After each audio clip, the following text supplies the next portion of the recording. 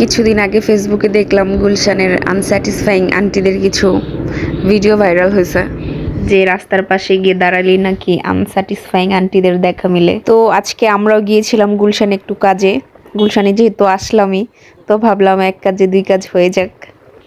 তাহলে আমার হাজবেন্ডকে রেখে যাও, তো নিজের থেকে যাবে না, আমি ওকে রেখে যাই। এত সুন্দর হ্যান্ডসাম একটা ছেলেকে নিয়ে রাস্তায় দাঁড়ায় থাকবো?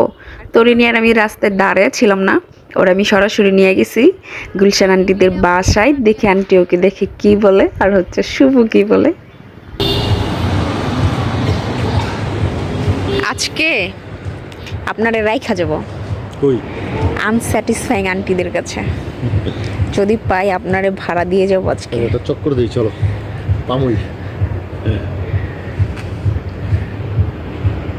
তারপর এই টাকা দিয়ে আমি আর ইন্তেহা চিল করব, চিল, সাথে সায়ানকেও নিব।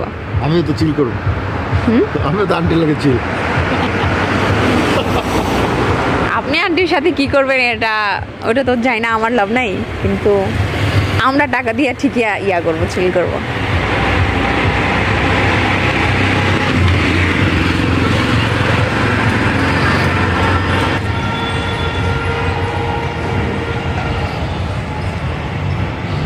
ছি, আপনার এমন একটা বউ থাকতে আপনার আবার আন্টিও লাগে। আরে বই তো কইতাছে আন্টির কাছে দিয়া দিব। আমি তো অনেক কিছুই কইতে পারি। আমি যদি বলি যে হাতি আকাশে উড়ে, তাহলে কি হাতি আকাশে উড়ে? আর কিছু তো আকাশ উড়ে না, হাতি আমার বাসায় আগে বসে। না বলেন, আমাদের ছাদে এসে বসে আমাদের।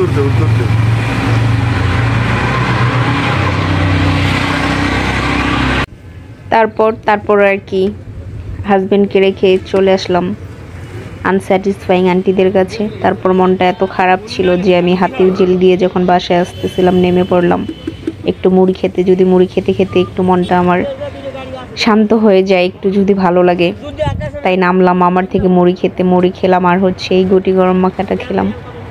খাওয়ার পর দেখি ও মা, এটা দিয়ে ইন্তেহার পাপা কই থেকে আসলো বুঝলাম না। জামাইরি কি আন্টি কাছে রাখাবো? দেখছেন জামাই আমার কি ভালোবাসে, তো এই ভালোবাসার জামাইরি কি আর অন্য আন্টি কাছে রাখা আসা যায় বলেন? কি সুন্দর ভালোবাসা নিয়ে আমার খাওয়াই দিল। এমন ভালোবাসা কি চাইলেই পাওয়া যায় বলেন? কোটি কোটি টাকা দিয়েও তেমন ভালোবাসা কিনা পাওয়া যায় না। আর সেই ভালোবাসা আমার আল্লাহ ফিরিতে দিছে, এই ভালোবাসা কি আর আমি ফিরিয়ে দিতে পারি বলেন? চানা মাখাটা অনেক মজা ছিল, কিন্তু মুড়িটাতে এত ঝাল ছিল যে ঝালের জন্য আমি চানা মাখার আর মজাই পাই নাই। তারপর হচ্ছে জাল থেকে বাঁচার জন্য আমি হচ্ছে একটা আইসক্রিম নিয়েছি।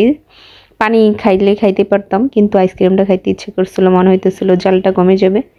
তাই একটা আইসক্রিম খেতে খেতে মনের সুখে আমি আর ইন্তেহার পাপা বাসায় চলে আসলাম। আমাদের জন্য সবাই দোয়া রাখবেন যাতে আমরা একসাথে থাকতে পারি, আর কোনো আন্টিদের নজর যাতে আমাদের না লাগে। আল্লাহ হাফেজ।